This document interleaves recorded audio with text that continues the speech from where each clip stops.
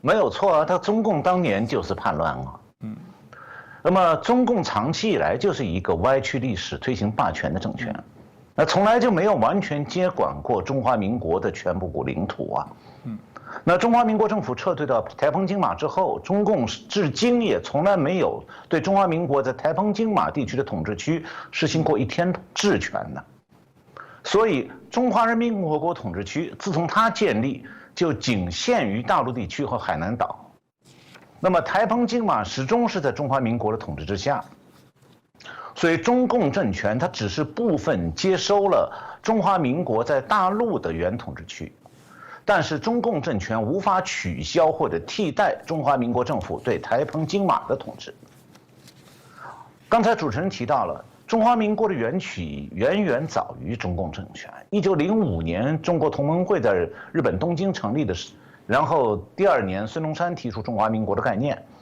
然后他要效法瑞士和美国的民权制度，强调中华民国是建立在人民的基础上，并且明定国家未来要以此为国号。所以1912年，中华民国在大陆地区成立，而当时台湾和澎湖仍然处于大清国割让给日本的这个日居状态。它既然当时它不是中华民国统治区，和那个也没有当时还没成立的中共更是毫无关系。那么中共早年就是靠苏共在苏联培养干部，再靠苏联拿外汇养出来的一个内乱组织。关于这一点，中国大陆的一些学者已经发表过一些相关的研究，证明早期的中共不过是领苏联钱来组织叛乱的一个叛乱组织。那么中共的叛乱到了1931年，效仿历史上农民叛乱割据的前例，在1931年11月7号，在江西井冈山建了一个山寨式的土匪统治区，自称叫做中华苏维埃共和国。那么当然，中共比历史上纯粹的农民叛乱有所不同，从它的这个井冈山统治区的名称就看得出来。中华苏维埃共和国的苏维埃这几个字是来自于俄文，俄文的 Sovietsky。那我本人正好是懂俄文的，因为我在普林斯顿大学念博士的时候，为了研究俄国的制度转型呢，我在哈佛大学俄文系和普林斯顿大学俄文系一共念过3年俄文。那么上个世纪90年代，我也在俄罗斯做过几年的调查和研究。那么当然，我了解这个 Sovietsky 这个就中华苏维埃的这个苏维埃这4个词的俄文含义。很简单的俄文词。那么 Sovietsky 这个词，苏维埃这个词后来成为苏联的国民用词之一。在英文里头，它又成了苏联学，就是 Sovietology 的名称。但是它的原初含义是英文的 council 或者 conference， 就是会议、议会或者会议。那如果中共不是重苏媚苏，那么其实用这个词来作为农民叛乱的山寨名称是非常好笑的，因为如果按照俄文原词的这个字典上的含义中华苏维埃共和国就是中华会议共和国，这什么东西荒唐之极。但是当时靠苏联养活的中共干部就用这个洋词去忽悠江西、湖南那些目不识丁的农民，当地的农民还觉得很花哨、很洋派。他们根本就不懂这什么意思。事实上，中共这样命名它的山寨区的名称不是要让当地农民懂，中共唯一的目的就是讨好苏俄，这样才能换来金钱资助。那么从政治层面看呢，这个命名也说明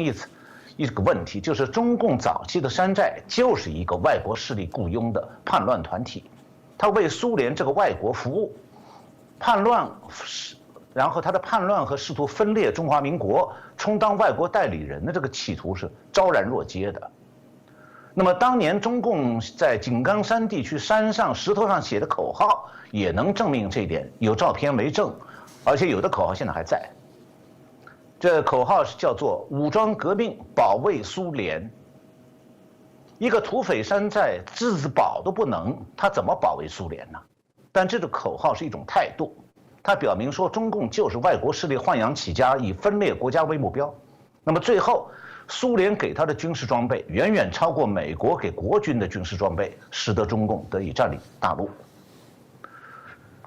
现在啊，有关中共在抗日战争结束以后如何怎样壮大它的军事实力这件事，现在可能台湾已经没多少人关心了，但是大陆还是有很多研究的结果发表过。简单来讲，就是说，国军不是败在共军的旧枪和人海战术之下，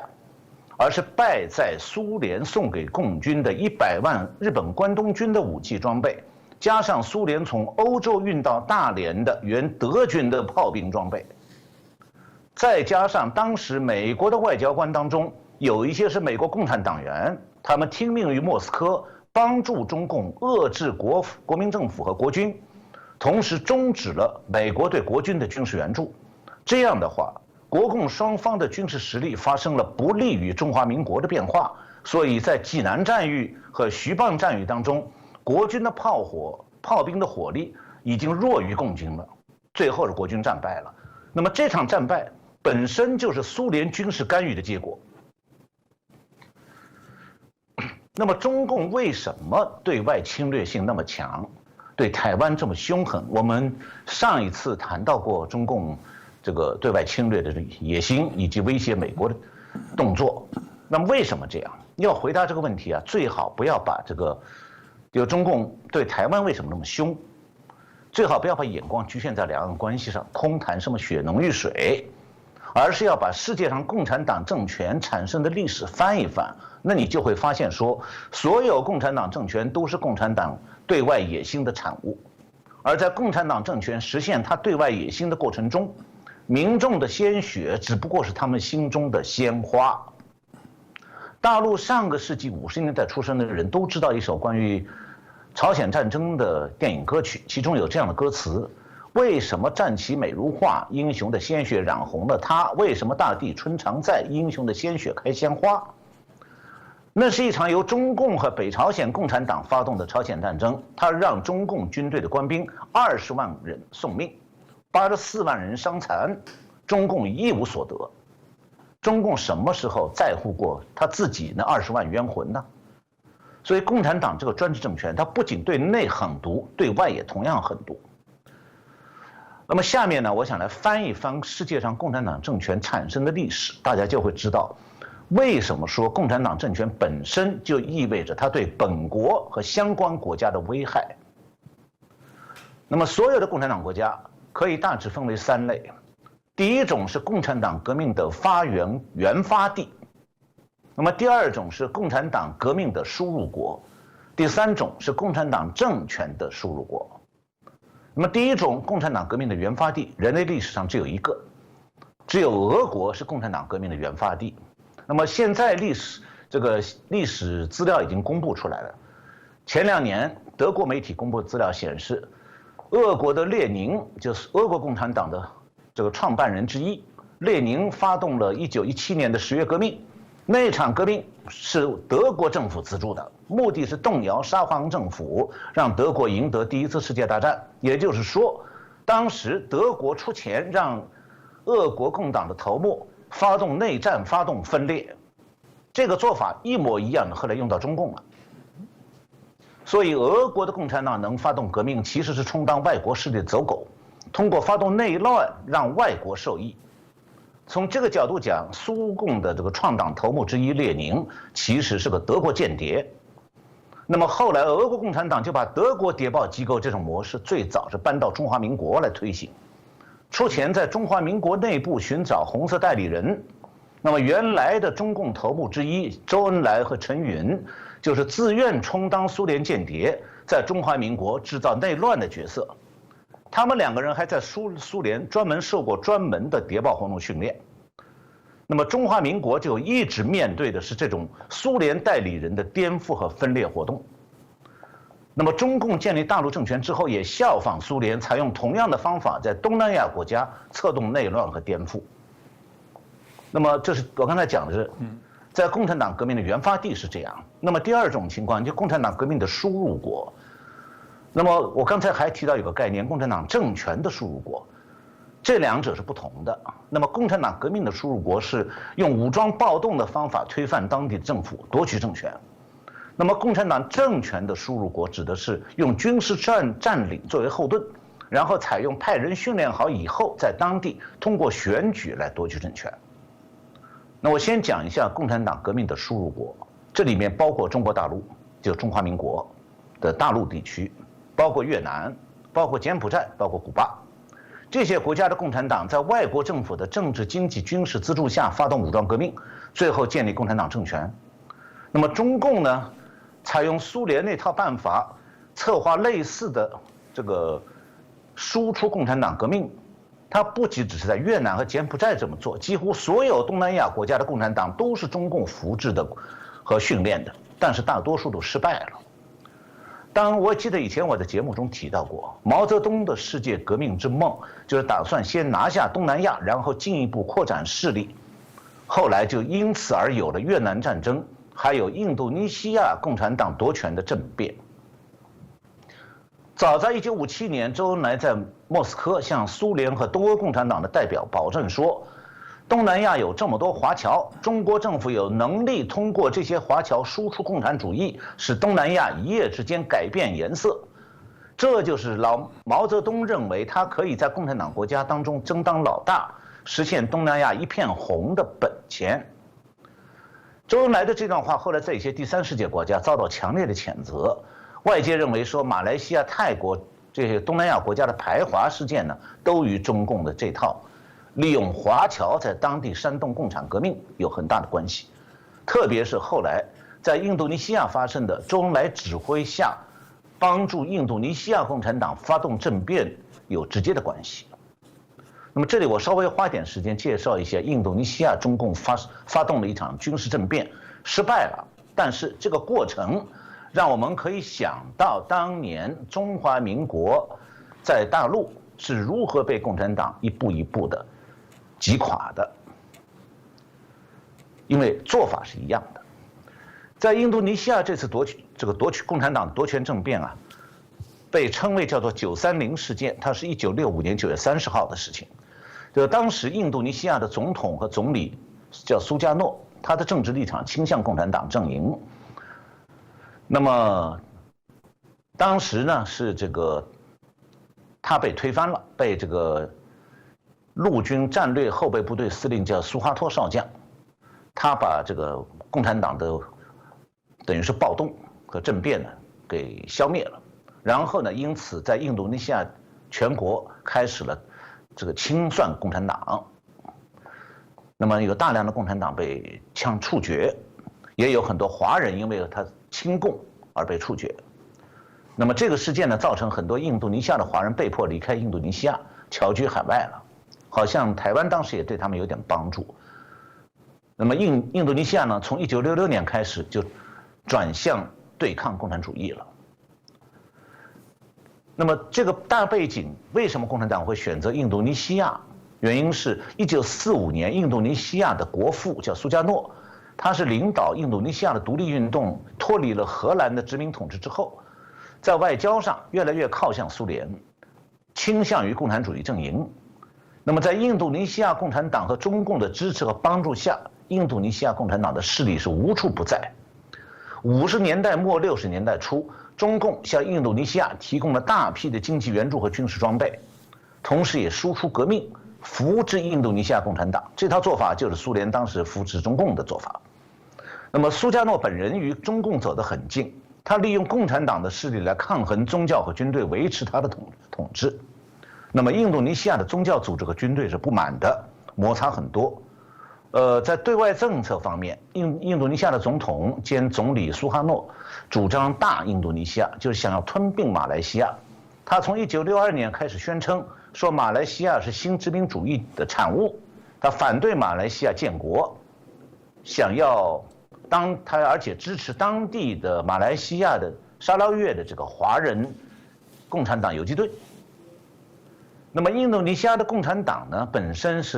也是外来的，是荷兰的一个社会主义分子，叫做马林，他在印度尼西亚创建的。但是等到1965年印度尼西亚共产党发动政变的时候，他的共产党党员人数占世界排名第3，就是世界上第3大共产党，党员达到200多万。当时在周恩来的推动下，苏加诺准备成立军队以外的武装组织，以印度尼西亚共产党作为骨干，由中共提供武器和培训。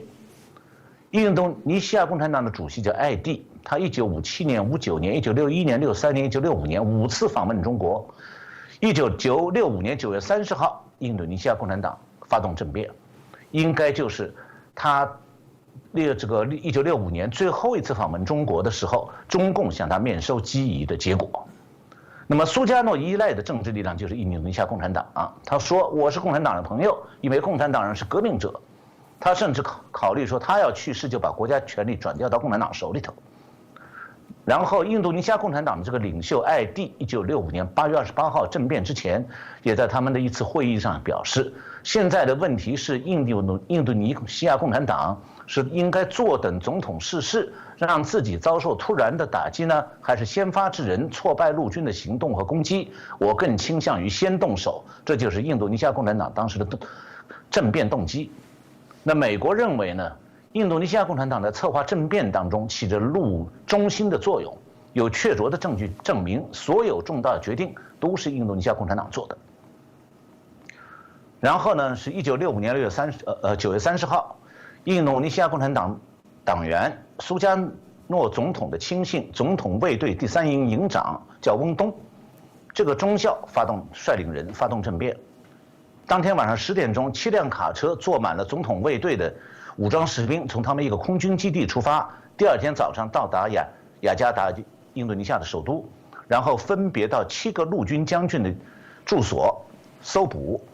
然后陆军参谋长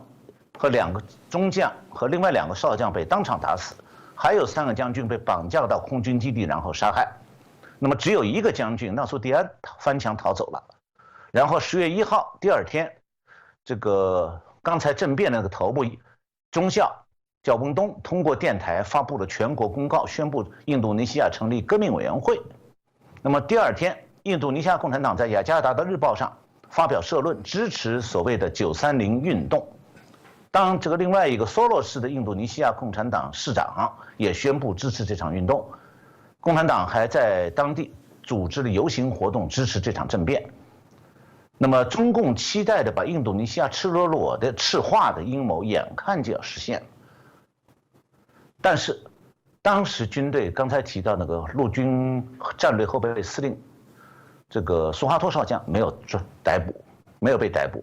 他知道政变以后马上召开了会议，认为这个翁东中校等共产党发动政变，用暴力手段夺取政权，这肯定是印度尼西亚共产党策划的。然后呢，他决定由他统一指挥反击行动，所以他接管了陆军的领导权，从苏门答腊调了大量军队进雅加达。10月1号晚上，这个苏哈托的部队就夺回了国家电台和中央电报大楼，第二天又夺回空军基地，然后宣布印度尼西亚共产党为非法组织，然后在印度尼西亚展开政治清洗。印度尼西亚共产党曾经是世界上仅次于中共、苏共的第3大共产党，其势力几乎可以到接管政权了，但是他发动政权归于失败。毛泽东发动越南战争是为了先夺取印度支那的3个国家，就这个老挝、越南和柬埔寨，然后再和赤化的印度尼西亚配合，让马来西亚也变成赤化的国家。这样的话，毛泽东就可以用中共支持的这些华侨控制整个东南亚，一直到印度尼西亚。但是呢，这个越南战争的结果是越共占领了南越，但是越共也成了中共的敌人，所以毛泽东的世界革命的梦呢，在东南亚是彻底破灭了。这里我讲一个故事：1978年10月，邓小平访问新加坡，当时中共还在徒劳无益地继续按着毛泽东的老的政策继续输出革命到东南亚。然后邓小平看到新加坡的经济建设成就很大，他和新加坡总理李光耀会谈的时候，就谈到了中共应该怎么样改变他的对外方针。后来李光耀就跟他讲说：“你们要停止革命输出啊！”邓小平突然问了一句说：“你要我怎么做？”这李光耀都听他这几个问题都吃了一惊，他说：“那你就停止对马来西亚共产党和印度尼西亚共产党的电台广播，你们那个广播电台不就设在你们广东那一带吗？还有就你们停止对共产党游击队的资助吗？”然后邓小平当时为了挽救被毛泽东严重破坏的经济，就决定放弃输出革命的政策，改而采取呢争取这些华侨的投资。但是毛泽东的世纪野心没有被中共抛弃，他只是在韬光，中共只是在韬光养晦。现在他认为自己羽翼丰满了，所以决定抛弃韬光养晦，公然用军事压力来威胁美国，当然也包括威胁台湾。所以中共的这个全球野心，它只是掩藏几十年而已，如今再次展现出来，那么台湾就首当其冲了。